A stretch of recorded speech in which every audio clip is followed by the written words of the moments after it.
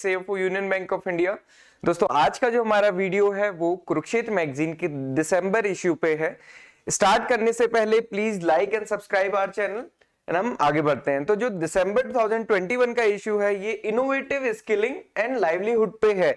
You know it very well, rural development context पे livelihood और employment generation अभी भी एक बहुत बड़ी प्रॉब्लम है, क्योंकि आप सभी को पता है जो रूरल डेवलपमेंट है वो बेसिकली किस पे डिपेंडेंट रहता है, प्राइमरी सेक्टर या फिर सेकेंडरी सेक्टर। और सेकेंडरी सेक्टर भी रूरल एरियाज में बहुत लिमिटेड होता है, क्योंकि इंडस्ट्रीज अभी भी गांव में नहीं होती हैं, बेसिकली शहरों में ही होती हैं। तो जो प्राइमरी सेक्टर है हमारा, primary sector is a productive sector that is majorly consisting of the agriculture and the allied activities. तो again agriculture and allied activities इतना एम्प्लॉयमेंट जनरेशन या इतनी अच्छी इनकम जनरेशन नहीं कर सकती हैं, और क्योंकि उसके अपने और बहुत सारे रीजन है। हमारा एग्रीकल्चर बहुत मार्जिनल है, लैंड होल्डिंग बहुत पुअर है, या कह सकते हैं कि मार्जिनल लैंड होल्डिंग और वो भी स्कैटर्ड लैंड होल्डिंग है। उसके भी बहुत सारे रीजन है, उसको हम बाद में डिस्कस करेंगे। सो इस वजह से स्किलिंग इज रिक्वायर्ड, क्योंकि सिर्फ एग्रीकल्चर पे डिपेंड होके बहुत अच्छी इनकम जनरेशन नहीं हो सकती, इवन लाइवलीहुड जनरेशन भी नहीं हो सकता है। क्या आप मुझे बता सकते हैं कि लाइवलीहुड और एम्प्लॉयमेंट जनरेशन दोनों में क्या डिफरेंस होता है? अगर आपको पता है तो आप कमेंट बॉक्स पे लिख के बता सकते हैं।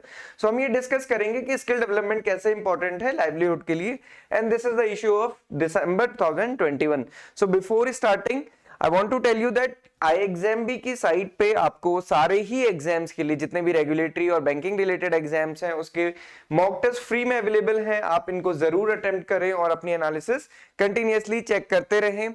और इसके साथ ही साथ अगर आपको प्रीवियस ईयर पेपर भी देखने तो आपको प्रीवियस ईयर पेपर भी हमारी साइट पे मिल जाएंगे। तो आप जब भी एग्जाम की प्रिपरेशन शुरू करें प्रीवियस ईयर पेपर से करें, देन उसके बाद अपनी प्रिपरेशन करें और रेगुलरली मॉक टेस्ट दें। ओके, सो स्टार्ट करते हैं स्किलिंग फॉर द फ्यूचर। तो स्किलिंग फॉर द फ्यूचर, क्योंकि गवर्नमेंट फोकस कर रही है, आप सभी को पता है प्रधानमंत्री कौशल विकास योजना सबसे ज्यादा अभी फेमस है, या फिर आप कह सकते हैं कि गवर्नमेंट जिसके थ्रू स्किल डेवलपमेंट कर रही है वो इसके थ्रू चल रहा है।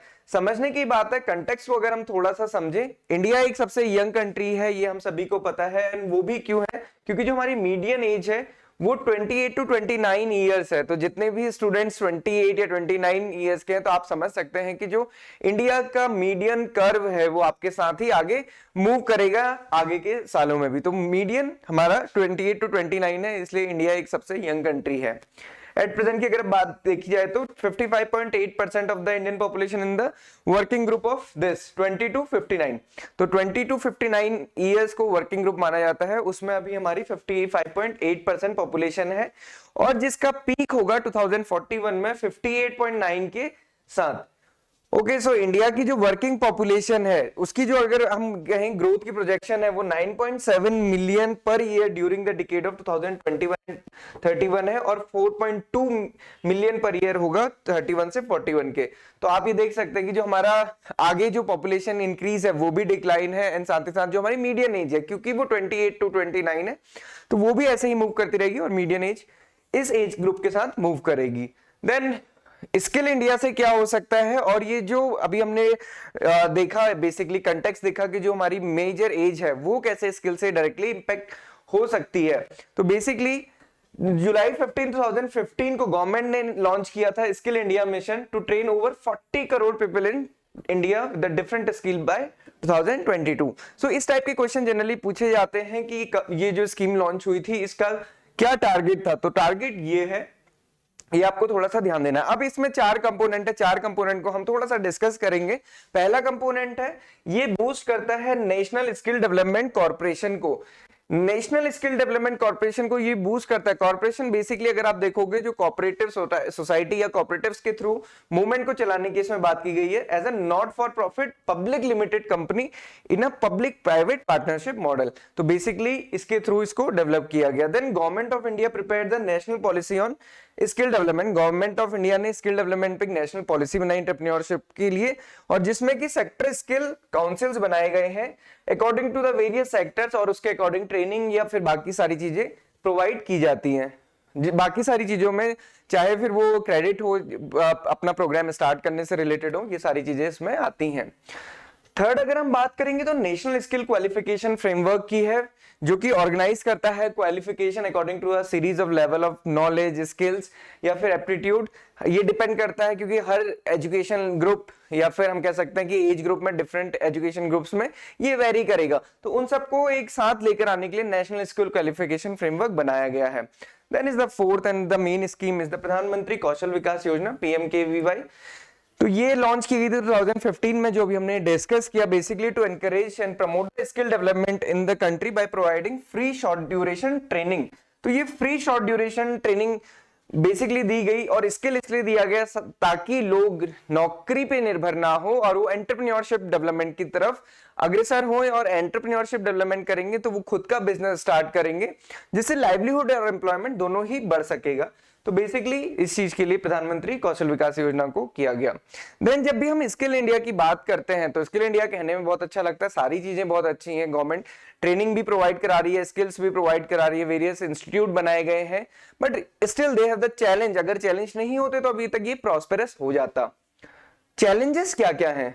एक तो multiple assessment and skill certification system है, कोई क्लियर कट है नहीं, क्योंकि आप देखोगे हर 5 साल में कुछ ना कुछ चीजें चेंज हो जाती हैं। अभी ये प्रधानमंत्री कौशल विकास योजना चल रहा है, जिसके अंदर बहुत सारे इंस्टीट्यूट बनाए गए हैं, अभी ये चेंज हो जाएगा, ये कुछ और बन जाएगा, या उससे पहले का कुछ और होगा।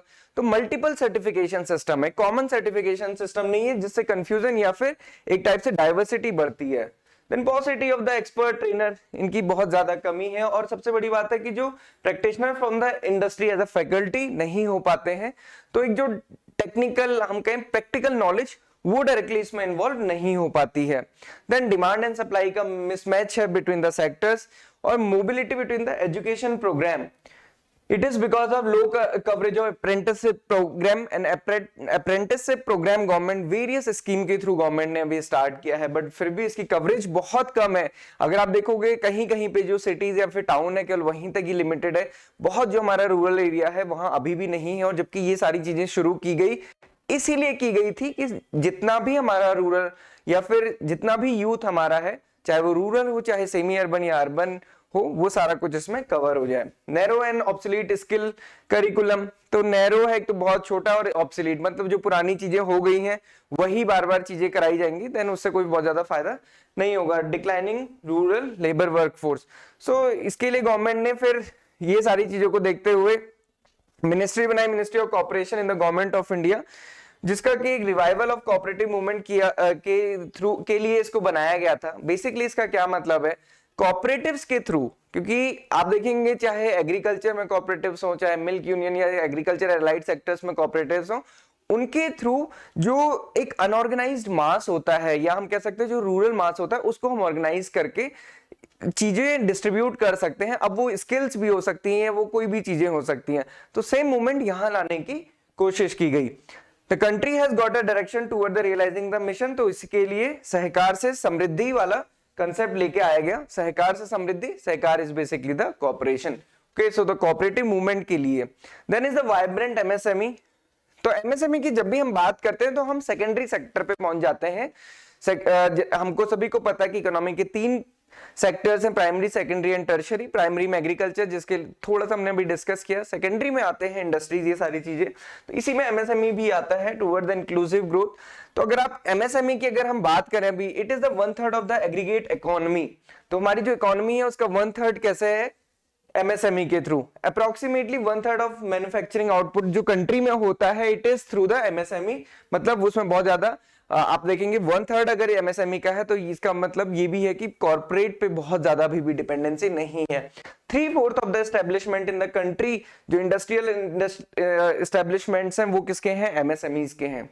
Around 36.1 million unit through out the geographical expense, ये कंट्रीब्यूट करता है। 6.11% ऑफ द मैन्युफैक्चरिंग GDP, आप देख सकते हो मैन्युफैक्चरिंग GDP का 6.11% MSME कंट्रीब्यूट करता है। 24.63% of GDP from service activities and 33.4% of India manufacturing output. तो ये MSME का कंट्रीब्यूशन है। बेसिकली ये इसकी इंपॉर्टेंस को समझने के लिए जरूरी था। बाकी अगर हम बात करें ओवरऑल पर्सपेक्टिव सिनेरियो या फिर अगर आप अभी देखें कोविड के बाद की कंडीशंस भी देखें तो गवर्नमेंट एमएसएमई को बहुत ज्यादा सपोर्ट करती है। क्यों? क्योंकि जो एमएसएमईज होती हैं वो एक तो जो एम्प्लॉयमेंट देने का काम करती हैं, उसके साथ ही साथ जो लोकल लोग होते हैं, लोकल लोगों को प्रमोट करती हैं हर चीज के लिए, चाहे वो एम्प्लॉयमेंट जनरेशन हो, चाहे फिर वो नए एस्टेब्लिशमेंट को सेटअप करने की बात हो।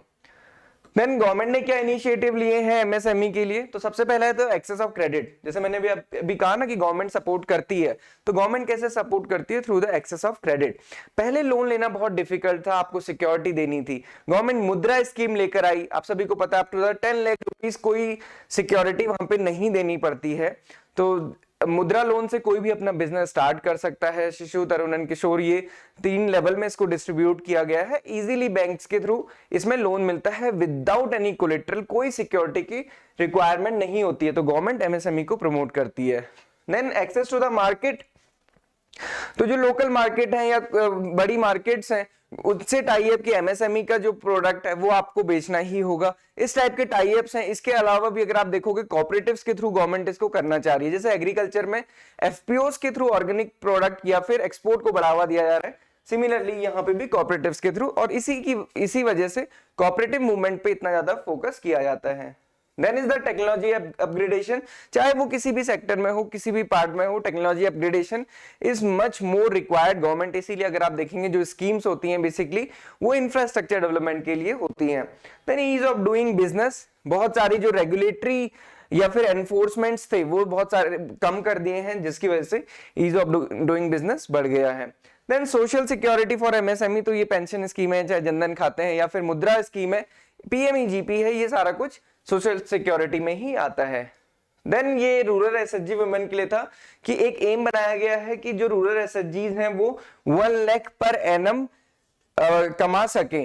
आप सभी को पता होगा कि जो एसएचजीज हैं, सेल्फ हेल्प ग्रुप है, और स्पेसिफिकली वुमेन के इन द रूरल एरियाज, वो स्कीम के अंदर आते हैं डे एनआरएलएम, दीनदयाल अंत्योदय योजना, नेशनल रूरल लाइवलीहुड मिशन। तो मिनिस्ट्री ऑफ रूरल डेवलपमेंट, ये NRLM scheme he ministry of rural development की है, उन्होंने एक इनिशिएटिव लॉन्च किया है क्रिएटिंग लखपति एसएचजी वुमेन। तो इससे क्या है कि जो एसएचजी वुमेन है वो अपना जो भी बिजनेस करेंगे, आपने इससे पहले देखा कि क्रेडिट लिंकेज या फिर बैंकिंग लिंकेज प्रोग्राम स्टार्ट किए गए। सबसे पहले बैंक लिंकेज किया गया, जितने भी एसएचजीज हैं उनको उनका अकाउंट बैंक में होना चाहिए। देन उसके बाद उनको क्रेडिट लिंकेज दिया गया, क्रेडिट लिमिट्स उनको दी गई सो दैट कि वो अपना एक रिवॉल्विंग फंड बना के उसको बिजनेस में यूज कर सके। अब गवर्नमेंट का टारगेट है उनकी इनकम इतनी कम से कम होनी चाहिए। तो मिनिस्ट्री अभी तक देखिए लाइवलीहुड सपोर्ट करती है 25 मिलियन रूरल एसएचजीज वुमेन को इन 2 इयर्स में। तो ये आगे के लिए गवर्नमेंट ने प्लान किया हुआ है। Then stakeholder consultation workshop was held with the state. Then is the Deendayal Antyodaya Yojana, ये तो मैंने आपको बता ही दिया, it is for the rural SHG और ये स्पेसिफिकली वुमेन बेनिफिशियरीज के लिए है। देन द रूरल वुमेन की to a new agrarian revolution. तो एग्रीकल्चर में इंडियन वुमेन का कितना ज्यादा पार्टिसिपेशन है ये आज के टाइम पे हर कोई समझता है, क्योंकि पहले एग्रीकल्चर में केवल स्पेसिफिकली मेन का रोल होता था, बट आज के टाइम पे जैसा मैंने स्टार्टिंग में बताया था कि जो लैंड होल्डिंग्स हैं वो बहुत मार्जिनल हो गई हैं और वो भी स्कैटर्ड है नंबर ऑफ प्लेसेस पे, क्योंकि हर बार डिवीजन होता जाता है और वो बढ़ती जाती है जमीन। तो उस वजह से जो घर के आदमी या फिर पुरुष होते हैं वो जनरली नौकरी की तलाश में बाहर चले जाते हैं और सारी डिपेंडेंसी एग्रीकल्चर की किस पे आती है, वुमेन पे। सो बेसिकली अगर आप फिर से अगेन कंटेक्स्ट या स्टैट्स हम थोड़ा सा देखें, जो इंडियन एक एग्रेरियन इकोनॉमी है जिसमें 54.6% ऑफ टोटल वर्कफोर्स किसमें एंगेज है, agricultural and allied sector activities में, और ये अकॉर्डिंग टू द सेंसस 2011 का है क्योंकि पॉपुलेशन का सेंसस है। और womens are extensively engaged in these activities. The workforce participation higher at 41.8% against the urban women participation of 35.31%. तो आप देख सकते हो कि एक्टिव पार्टिसिपेशन रूरल वुमेन का बहुत ज्यादा है as compare to the urban women. Then उसके अलावा गवर्नमेंट ने बहुत सारी स्कीम्स ऐसी लॉन्च की हैं जिसके थ्रू जो विमेन बेनिफिशरीज हैं, अगर वो अपना खुद का काम करके अपने बिजनेस या फिर उसको इनकम जनरेशन का सोर्स बनाना चाहती हैं, तो उसके लिए गवर्नमेंट ने बहुत सारी स्कीम्स लॉन्च की हैं, जिसमें है कि prime minister employment generation programme PMEGP, and PMEGP एक बहुत अच्छी स्कीम है, हम लोग भी देखते थे जब बैंक में थे। इसके थ्रू बहुत सारी लोन एप्लीकेशंस आती हैं। गवर्नमेंट सबसे पहले आरसीटीज के थ्रू जो भी लोग हैं उनको ट्रेन किया जाता है, देन उनको क्रेडिट लिंक किया जाता है, एंड जब जैसे ही क्रेडिट लिंक होता है तो उसके बाद उसमें सब्सिडी भी आती है, सब्सिडी के साथ उनकी हैंड होल्डिंग की जाती है, रेगुलर फॉलोअप होते हैं और सही बिजनेस एस्टेब्लिश होते हैं। ये हमने भी देखा है रूरल पर्सपेक्टिव में। PMEGP is a very good scheme. Then NLM national livelihood mission है, DDU-GKY प्रधानमंत्री कौशल विकास योजना, बेटी बचाओ प्रधानमंत्री मातृ वंदन योजना, ये सारी स्कीम्स हैं स्पेसिफिकली विमेन बेनिफिशियरीज के लिए। एंड सिमिलरली जो पीएमईजीपी और स्टैंड अप इंडिया है उसमें भी स्पेसिफिकली विमेन को कैटेगराइज किया गया है। Then entrepreneurship skill among the rural youth, starting में ही हमने डिस्कस किया था, अगेन वही टॉपिक है। एंड ये आप देखेंगे ये जो टॉपिक्स हैं ये वो आर्टिकल्स होते हैं जो कुरुक्षेत्र मैगजीन में दिए रहते हैं, तो लगभग कई बार रिपीटेशन होता है क्योंकि एक ही डेटा बार बार यूज हुआ होता है और जनरली टॉपिक भी सेम ट्यूनिंग में होते हैं क्योंकि ये स्किल से रिलेटेड ही है। The share of 34.33% in the total population जो रूरल यूथ का है, और आप देख सकते हैं कितना इंक्रीज है, 168 मिलियन 1971 था उससे 422 मिलियन हो गया 2011 में। तो जो रूरल वर्कफोर्स है वो बढ़ती जा रही है और हमने देखा भी ना मीडियन एज हमारी 28 to 29 ईयर्स है, तो जो मीडियन एज है वही सबसे ज्यादा होती है। सो अगर देखें तो इसके लिए गवर्नमेंट ने क्या किया, देन एनआरएलएम आजीविका स्किल्स, एनआरएलएम में नेशनल रूरल लाइवलीहुड में स्पेसिफिकली जो इनकम जनरेशन या फिर लाइवलीहुड जनरेशन के लिए है उसके लिए स्कीम। देन कौशल विकास योजना, ये हमने स्टार्टिंग में डिस्कस किया। Skill acquisition and the knowledge awareness for the livelihood promotion, इसको संकल्प ये स्कीम है। सो ये सारी स्कीम्स गवर्नमेंट ने डेवलप की हैं फॉर द स्किल डेवलपमेंट, और ये स्कीम्स को हमने स्पेसिफिकली अपने अदर वीडियोस में डिस्कस किया हुआ है तो यहाँ पे हम बहुत डिटेल में नहीं जाएंगे। Then innovation in startups for skilling, तो इसके अंदर बहुत सारी स्कीम्स हैं कि जिसपे गवर्नमेंट फोकस करे थे। राष्ट्रीय कृषि विकास योजना, तो आरकेवीवाई, इसको पहले ये केवल आरकेवीवाई थी, अभी इसमें रफ्तार ऐड कर दिया। रफ्तार है क्या, innovative approaches for the agriculture and allied sector rejuvenation. तो बेसिकली इसमें आप देखेंगे अगर आप आरकेवीवाई की साइट पे जाते हैं तो आप देखेंगे वहां पे गवर्नमेंट ने शो किया है कितने प्रोजेक्ट्स अप्रूव किए हैं, कितने प्रोजेक्ट्स ऑनगोइंग है और कितनों में अभी सैंक्शन होनी बाकी है। तो इसके थ्रू बेसिकली आप देखोगे एंटरप्रेन्योरशिप पे डेवलपमेंट होता है, नए प्रोजेक्ट्स नए आइडिया को गवर्नमेंट सपोर्ट करती है through this scheme. Digi Saksham is again a scheme, then innovative approaches. Then there are 4 principal to way of acquiring livelihood. Rural context में देखें, यूथ के कंटेक्स्ट में देखें, जो ऑथर हैं उन्होंने इसको 4 पार्ट में डिवाइड किया है। पहला है production based livelihood. Production based क्या है, प्राइमरी सेक्टर हमारा एग्रीकल्चर सेक्टर, लार्ज प्रोपोर्शन किसमें है, स्मॉल एंड मार्जिनल फार्मर है और वो किस पे डिपेंड है, एग्रीकल्चर पे। दूसरा है लेबर बेस्ड लाइवलीहुड, जिनके पास लैंड होल्डिंग नहीं है, केवल लेबर, स्मॉल लैंड होल्डर या landless rural household. Then exchange और मार्केट बेस्ड लाइवलीहुड, जो उनके पास जिनके पास सरप्लस फूड है या फिर हम कह सकते हैं जिनके पास बेचने के लिए कुछ है, मार्केट करने के लिए कुछ है, देन ये वाला livelihood. Then the transfer based entitlements. तो ये 4 वेज इसमें क्लासिफाई किया गया है। अगर आप देखोगे जो रूरल हमारी सोसाइटी है वो बेसिकली इसी पे डिपेंडेंट होती है। देन इनोवेटिव अप्रोचेस क्या क्या हो सकती हैं ये यहाँ पे एनलिस्ट की गई है। और इनोवेटिव अप्रोचेस की हम बात करें तो आज के टाइम पे अगर आप देखेंगे गवर्नमेंट जितनी भी स्कीम्स लेके आती है, गवर्नमेंट का एम है कि केवल डायरेक्ट सब्सिडी ना दी जाए, सब्सिडी के थ्रू कुछ ना कुछ एस्टेब्लिशमेंट हो जिससे कि इकोनॉमी भी डेवलप हो और एम्प्लॉयमेंट जनरेशन, लाइवलीहुड जनरेशन भी हो। फॉर एग्जांपल अगर हम एग्रीकल्चर इंफ्रास्ट्रक्चर की बात करें तो एग्रीकल्चर इंफ्रास्ट्रक्चर में गवर्नमेंट ने कॉर्पस अलॉट किया 1 लाख करोड़ रुपीस का, और वो पोस्ट प्रोसेसिंग या फिर पोस्ट हार्वेस्ट मैनेजमेंट के लिए है। तो उसके थ्रू अगर देखिए कोई भी इंडस्ट्री लगती है, कोई सिंगल व्यक्ति तो वहां पे काम नहीं करेगा, वहां पे बहुत सारे लोग काम करेंगे और एक इकोनॉमी को भी शेप मिलेगा। तो बेसिकली एग्रीकल्चर इंफ्रास्ट्रक्चर फंड उसी के लिए है, इंडस्ट्रीज के या फिर जो एग्रीकल्चर में पोस्ट प्रोसेसिंग या फिर पोस्ट हार्वेस्टिंग इंफ्रास्ट्रक्चर है उसको क्रिएट करने के लिए। सिंपल, अगर हम सब्सिडी ऐसे ही देते रहेंगे, क्योंकि आप सभी को पता है लैंड होल्डिंग्स हमारी छोटी होती जा रही है, डायरेक्ट सब्सिडी से कोई फायदा नहीं होगा, सब्सिडी मल्टीप्लाई नहीं होगी basically. Then the innovative approaches क्या है, पार्टिसिपेटरी अप्रोच है, diversification, holistic integrated group farming approach, यानी ये बहुत सारी स्कीम्स हैं यहाँ पे, ये सारी दी हुई हैं। कंसेप्ट ऑफ सीड विलेज है, बायो विलेज है, वेरियस प्रोग्राम्स हम इसको पढ़ते रहते हैं। ये पीडीएफ आपको मिल जाएगा, तो इंडिविजुअली हम हर किसी को डिस्कस नहीं करेंगे। So this is all for this particular issue. जो भी इंपॉर्टेंट था मैंने आप सभी को बताया यहाँ पे। एंड अगर आप ओवरऑल समरी देखेंगे तो गवर्नमेंट का एम है कि जो हमारी यूथ है, रूरल यूथ है स्पेसिफिकली, उसको स्किल इंपार्ट किए जाए, स्किल इंपार्ट करने से ताकि वो लाइवलीहुड एंड एम्प्लॉयमेंट जनरेशन कर सके। आप अभी की प्रेजेंट की कोई भी स्कीम देखेंगे जो इससे रिलेटेड है, उसमें सब में आपको यही दिखेगा, skill development, then credit linkage to the bank, and then their establishment of their own enterprise, चाहे प्रधानमंत्री मत्स्य संपदा योजना, एग्रीकल्चर इंफ्रास्ट्रक्चर फंड या फिर बाकी सारी स्किल से रिलेटेड स्कीम्स हो। Okay, so again this is all for today. And जैसा मैंने आपको पहले बताया कि exam is providing the free mock test for all the course, तो आप इनको जरूर अटेम्प्ट करें और आप अपना फीडबैक हमें दे सकते हैं वहां पे। So this is all for this particular video. Like and subscribe करें हमारे चैनल को एंड रेगुलरली देखते रहें। Thank you everyone for watching this video and have a good day ahead.